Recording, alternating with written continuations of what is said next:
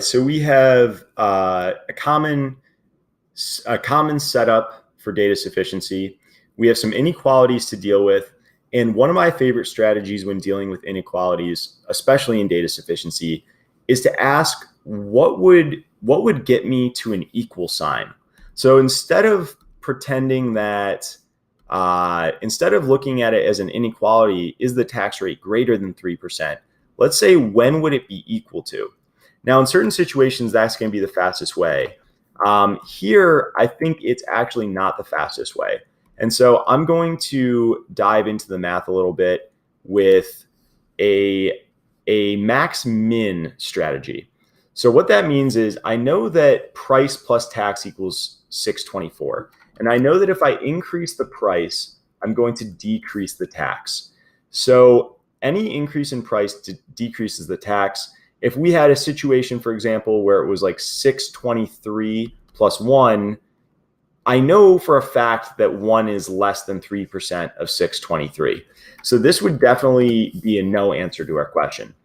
On the other hand, if we had something like, let's see, if we had 600, I know that 3% of 600 is 18, but I would need to add 24. So the tax would actually be higher than 3% if the number we were using was like 600.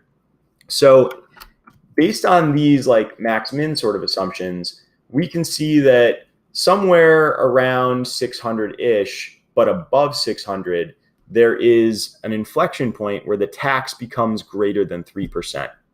Okay, so looking at statement 1, P is less than 602.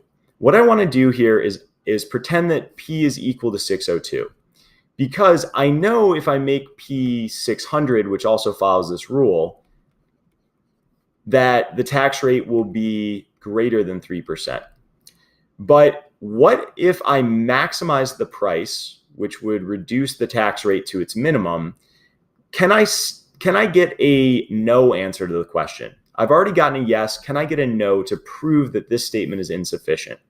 Because if I get a yes and a no, our statement's definitely insufficient. Well, at 602, we would have a tax of $22, and 22 over 602, is that greater than 3%? How can we do this comparison really quickly? Now, some people would do a cross multiplication. That's fine. The way I think of it is, what is 3% of 602? Well, 3% of 602 is basically 3% of 600, and that is 18. So the top here is significantly larger than 18. It's like, let's see, maybe like 25% larger. And so I'm going to bet that this is bigger than 3. And that is also going to give me a yes answer to our question. And so this is sufficient. Even when I maximized the price and made the tax as small as possible, I still got a situation where the tax was greater than 3% of the sales price. And as I move the price lower, the tax gets higher. This 3% would get larger and larger and larger because the tax would be a larger percentage of the sale price. Now let's look at statement 2.